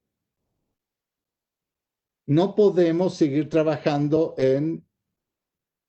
y siendo evaluados individualmente. Tenemos que empezar a trabajar de otra manera. Y esto requiere, seguramente van a decir, bueno, eso hace falta mucha plata. Es cierto, hace falta mucha plata. Pero recuerden que este es un sistema muy grande ahora. Es un sistema con 24 millones de estudiantes. Tiene un presupuesto muchísimo más alto de lo que tuvo en cualquier otro momento de la historia. Yo creo que lo que necesitamos hoy es recuperar nuestra capacidad de imaginar, de inventar cosas diferentes. Y aquí yo voy a defender que en este campo en particular América Latina siempre estuvo a la vanguardia. América Latina creó acceso abierto antes de que existiera el concepto de acceso abierto. El compromiso de nuestros docentes y nuestras docentes con la idea de lo público, de servir al público, es algo dado, que no es algo dado en las universidades norteamericanas. La idea que lo que está financiado con dinero público tiene que ser accesible al público es algo dado en América Latina, no es dado en muchos países y claramente no en Norteamérica. En Estados Unidos, porque México también es parte de Norteamérica. Tenemos la TINDEX, Cielo, Redalic, la referencia, el sistema LATES, nuestras macrouniversidades, la idea de que queremos ser más inclusivos y más democráticos, las universidades indígenas. Hay mucho desarrollo y muy bueno en América Latina. Pero en relación a las revistas, yo creo que nuestra falta de visión de preservar la función primordial de las revistas científicas para la contribución de la producción científica y el desplazamiento que hicimos de usar las revistas más para el control de carreras académicas, esto hoy es para mí el desafío fundamental que nos presenta un futuro con bastante pocas posibilidades. Yo creo que tenemos que pelear, como dijo Bianca, y disputar que se elimine de nuestros sistemas de investigación y evaluación esta tercerización de no evaluar los trabajos científicos por donde se publican y no leyendo los trabajos científicos. Esto es como evaluar la calidad del vino solo mirando la etiqueta y qué bodega lo produce. Son algunos indicadores de calidad, la etiqueta y el nombre de la bodega, pero no hay nada que vaya a reemplazar probar el vino. Nosotros hoy no estamos probando el vino, y no probar el vino en las revistas científicas es un pecado. Gracias.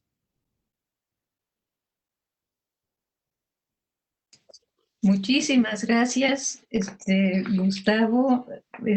Creo que esta ha sido un conjunto de 3 intervenciones muy, muy ricas. Además, siento que muy hiladas, nos dejan con pues muchas reflexiones que hacer de nuestra parte. Hay varias preguntas que me he anotado de las que hay en el chat. No se va a poder contestar a todas, imposible, no solo por falta de tiempo, sino porque realmente algunas de las preguntas nos obligarían a abordar temas que requieren de una mayor profundización. Entonces, pues lo que sí me gustaría hacer es mencionar algunas las que alcancé a anotar para que entre todos tratemos de dar una respuesta.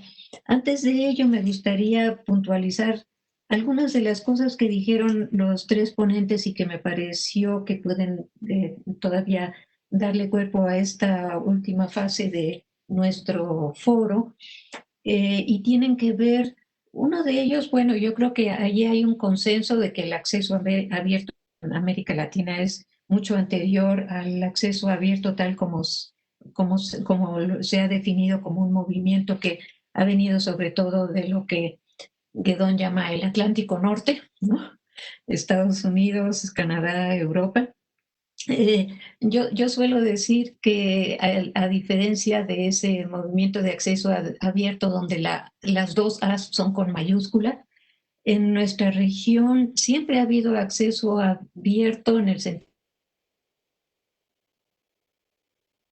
de mayúscula. La primera no era tan trivial, o sea, había poco acceso, pero siempre abierto. Y tiene que ver mucho con el carácter público del conocimiento, que es uno de los principios de nuestra región. Maxi también dijo algo que a mí me quedó algo así como una espina clavada, cuando se refiere al acceso abierto de corriente principal, lo que se llama el mainstream, y el periférico para la región. Yo pienso, como lo han dicho también los ponentes, que América Latina tiene mucho que ofrecer, no solamente para la región misma, sino para el mundo. Entonces, somos fuertes y esa fuerza, como dijo Bianca, y esa fuerza no solamente es para nuestro beneficio, sino que también podemos aportar al resto del mundo, influir en eso que se llama el mainstream, ¿no? Porque entonces sí podemos quizá llegar a un sistema que es más internacional, y es una de las, es un conjunto de tensiones que existen en este espacio que vamos a seguir enfrentando, y por eso estamos aquí. Si no existieran esas tensiones y no existieran esos, digamos, conflictos, entonces estaríamos nosotros dedicándonos a otra cosa, pero sabemos que tenemos una función que cumplir y por eso estamos aquí. Hay un buen número de reflexiones que ustedes han hecho que yo creo que han sido muy enriquecedoras para todos nosotros, para todo el público que nos está viendo y que nos está escuchando, que son muchísimos. Gustavo dijo que son 560, no sé si haya ahora más o haya menos, pero pues realmente agradecemos esta participación y todas sus preguntas. Creo que es muy importante lo que ha mencionado Gustavo respecto al cambio de escala, no perder esa perspectiva histórica y los retos que eso significan para nosotros, y en particular en el mundo de las revistas, cómo eso significa que tenemos que ser más creativos. Y desde la región lo hemos sido hasta ahora y tenemos que volver a hacerlo. Y tenemos que pensar cómo enfrentar la situación de hoy, que además yo creo que con la pandemia ha puesto de manifiesto pues también muchas contradicciones, muchas carencias, etcétera. ¿Cómo podemos nosotros desde el mundo de las revistas contribuir a construir lo que esperamos que sea una nueva normalidad, que no es la que estamos viviendo ahora? Yo espero que lo que estamos viviendo ahora no sea la nueva normalidad, pero que sí nos esté sirviendo para abrirnos los ojos y todos contribuir a la construcción de ella. En cuanto a las preguntas del público, bueno, hay algunas que son de otro carácter, quieren que anunciemos los próximos eventos. En la página de Latindex seguramente encontrarán los anuncios, que si hay certificados de participación, eso lo podrán responder los organizadores. También dónde se sigue el evento posteriormente. Pero en cuanto a las preguntas de contenido, dice una, ¿qué hacer para que una revista sea indexada? Bueno, eso también lo pueden ver ustedes en la página de Latindex, ahí hay amplia información al respecto. ¿no se supone que el inglés es el idioma de la ciencia? Y aquí hemos estado hablando en pro del multilingüismo y de seguir usando el español y el portugués. Entonces, esta es una pregunta que no sé si alguno de los ponentes quisiera abundar en ella.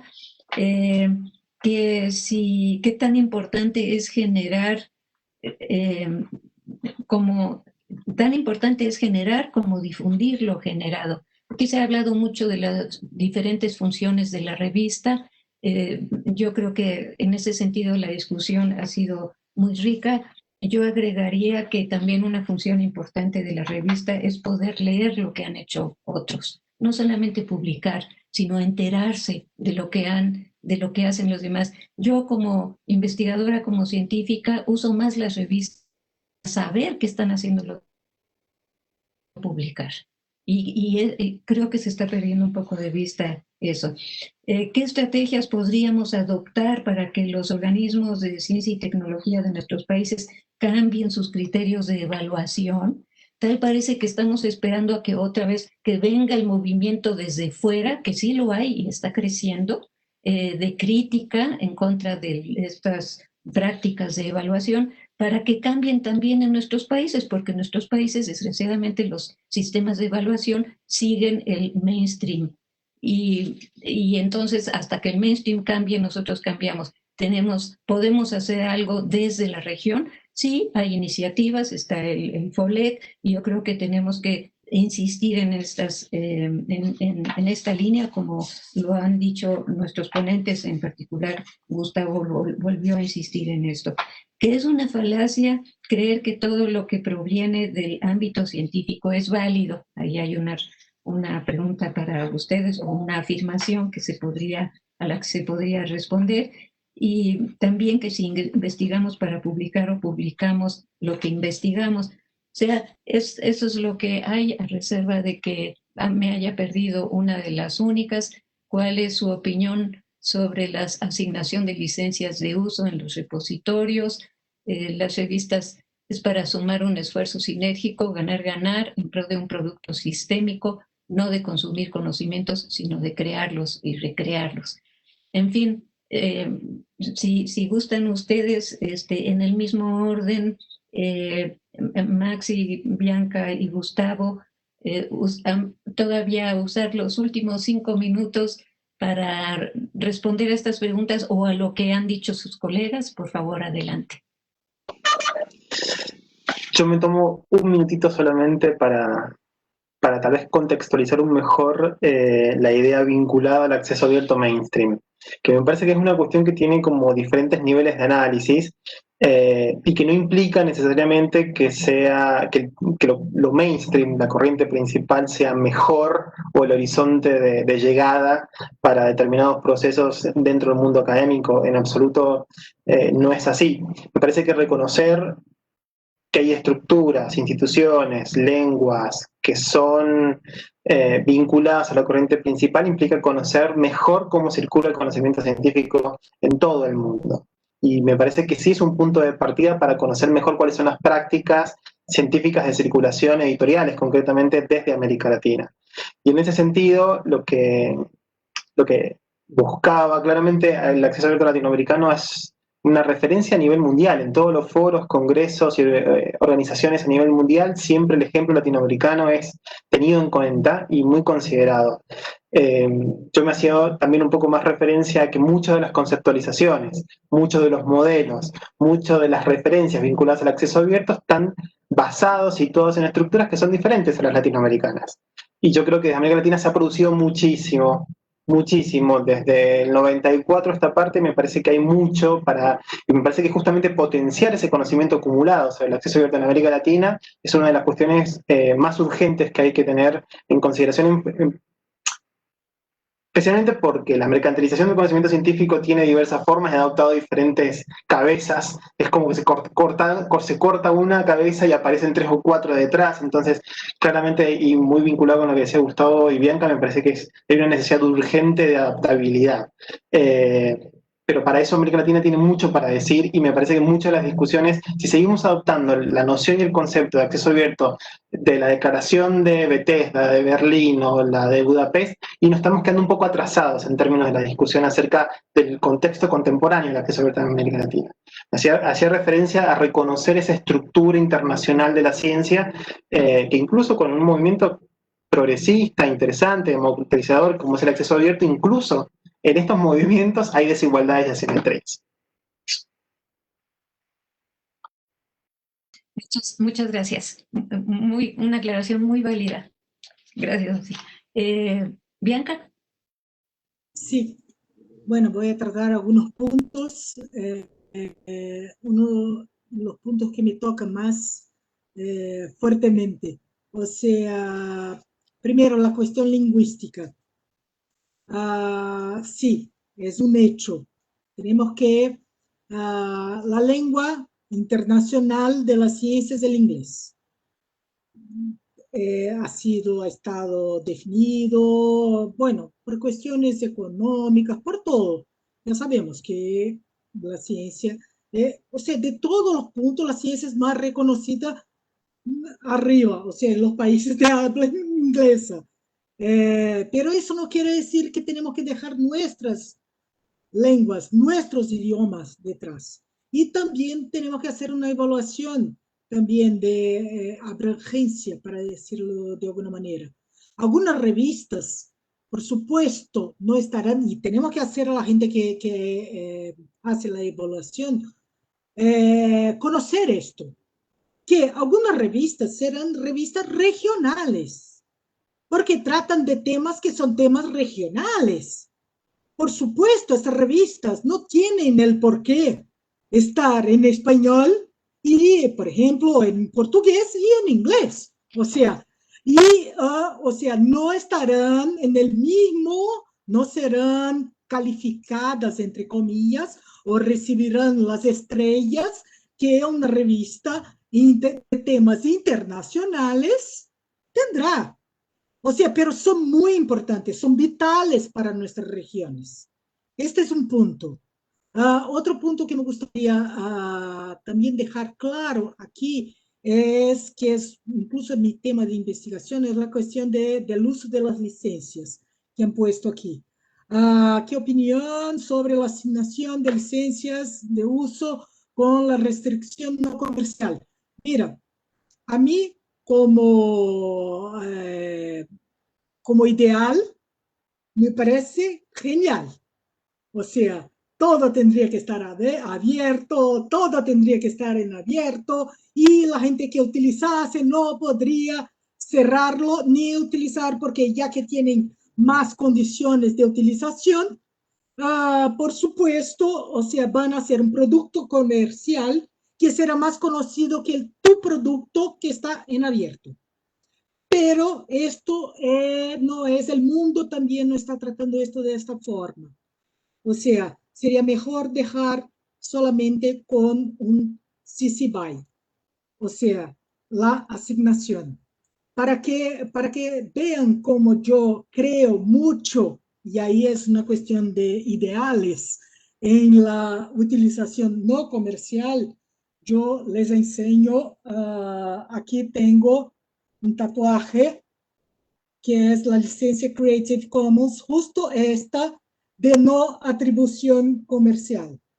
Pero soy yo quien lo lleva en la piel, quien lo está diciendo. O sea, el juego es pensar incluso más grande. O sea, es promocionar la visibilidad de nuestros esfuerzos. Esto sí podría hacer frente a las cuestiones de los grandes conglomerados que utilizan nuestra información en abierto. Y por último, quisiera aquí también tratar de la cuestión de la preservación, porque alguien me hizo esta pregunta ahora, y si me permite, solo para finalizar. Sí, mira, la cuestión de la preservación digital, tenemos que enterarnos de este tema, porque la idea incluso es, de hecho, que un artículo que sea publicado hoy se pueda leer en 2050. Ya hay tecnologías para eso. pero hay que conocer este tema. Este tema también está muy avanzado ya y no nos enteramos de eso. Y pensamos que un día, mira, saldremos de aquí y la revista se murió y ya no habrá ninguna biblioteca. Este es muy importante, este es muy serio. Entonces, para eso hay que estudiar el tema preservación digital. ¿Vale? Bueno, yo creo que estas son las contribuciones de ahora. Gracias. Muchas gracias, Bianca. Y de hecho, qué bueno que tocaste este tema y respondiste a esta última pregunta de Carmen Medina del TEC de Monterrey. Habíamos hablado antes de que iniciara este foro de quizá organizar próximamente otros foros sobre los temas de mayor relevancia, actualidad y de interés para el público. Y este es ciertamente uno de ellos. Así que, bueno, pues ustedes solamente estén atentos a los anuncios de las...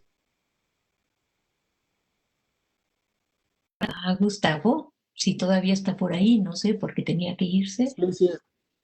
No, estoy aquí. Ah, Bien.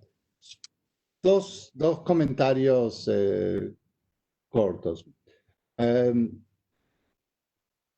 El primero es que estos sistemas no fueron creados por gente que no está dentro del sistema.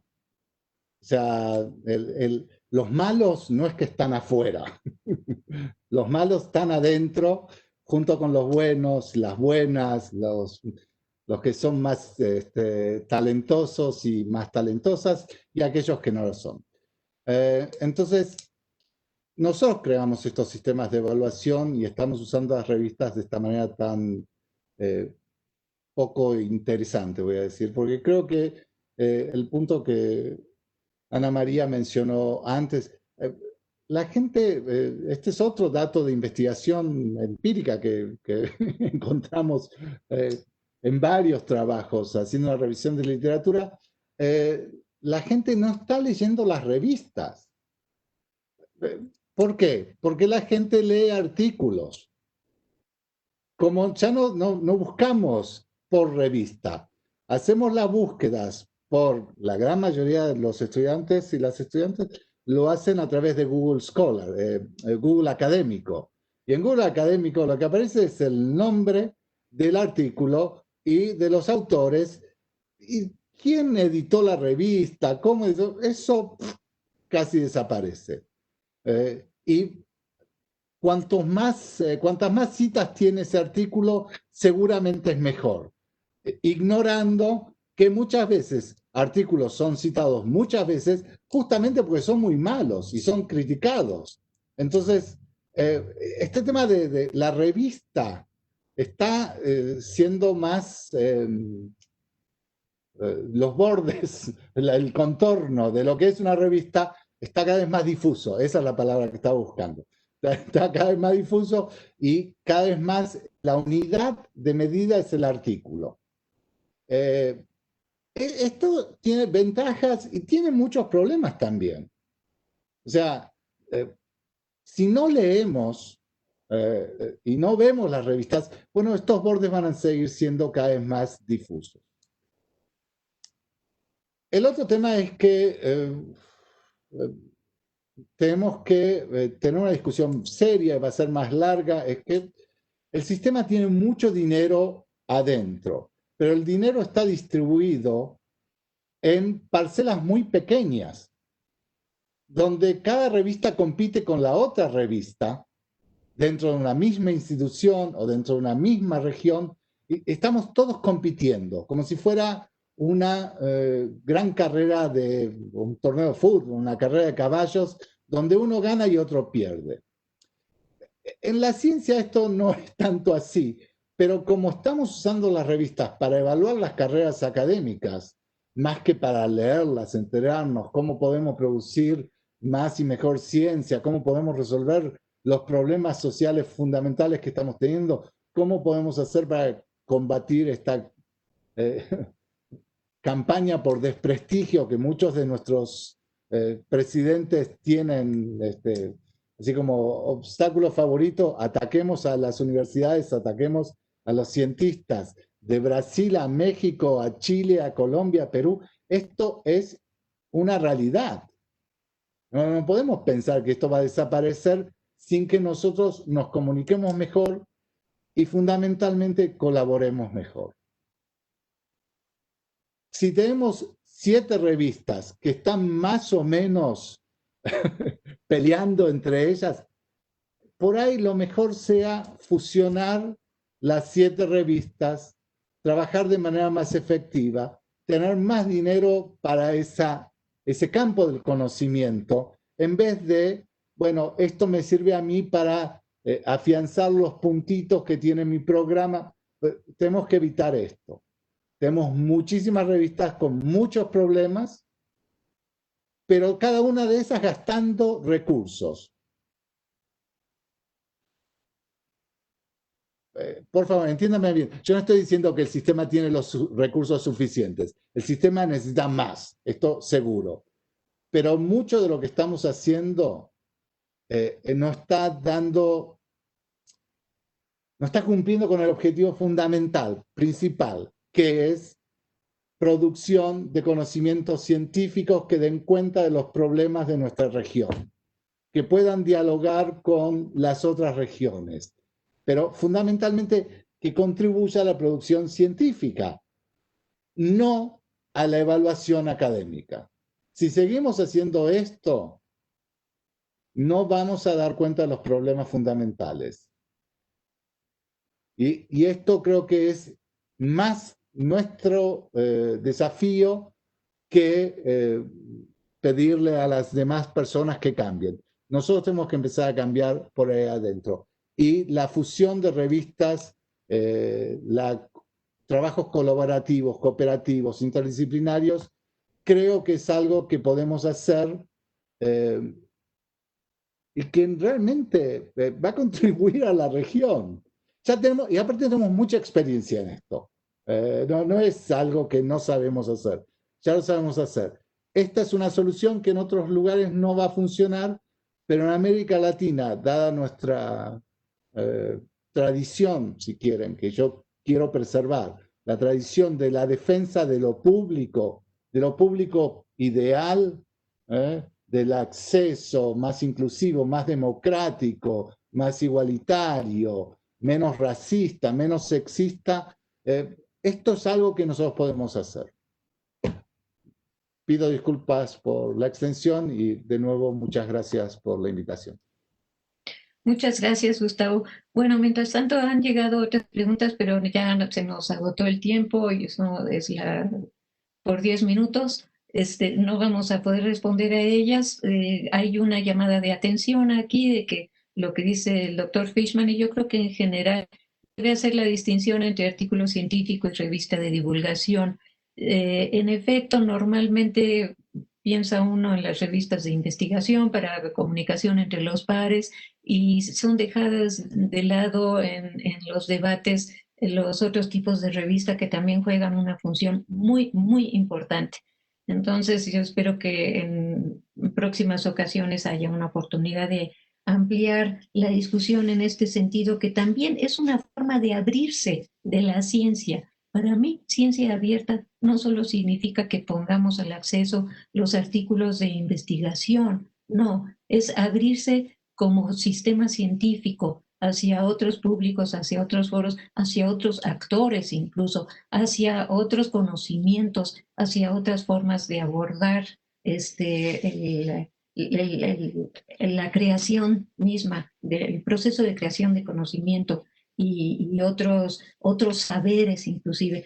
Entonces, esa llamada de atención creo que es muy válida y pues que se debe mejorar desde dentro para que el cambio a mejor se refleje al exterior, si lo acaba de decir Gustavo. Y pues algunas preguntas, algunas de las intervenciones en el chat tienen que ver con esto de la evaluación, que sí es un problema, esta forma como se está vinculando la evaluación a la producción científica misma, a la producción de conocimiento, pero hay varias iniciativas que ya están abordando este problema en la región y en todo el mundo, y yo los invito en particular a que visiten ustedes la página del Claxo, donde vienen el informe y con las recomendaciones de este foro que hubo, FOLEC, ¿no? Que justamente fue dedicado a este tema, aunque estaba un poco más orientado hacia las ciencias sociales, pero no por eso se excluyó del debate a otras disciplinas científicas. En fin, como ven ustedes, siempre quedan algunos temas abiertos y se abren otros, así que continuaremos organizando foros en la medida de nuestras posibilidades. Nuevamente agradezco mucho la atención del público que está con nosotros y también del que tendrá acceso y verá la grabación de este foro en un momento adecuado para ellos. Gracias a los ponentes nuevamente, Gustavo, Bianca y Maxi, y cuídense mucho y estamos en comunicación. Hasta luego y gracias a los organizadores también. Gracias, Ana María. Muchas gracias, que estén muy bien. Un placer estar con Max. Cuídense, nos vemos. Nos vemos. Chao, chao.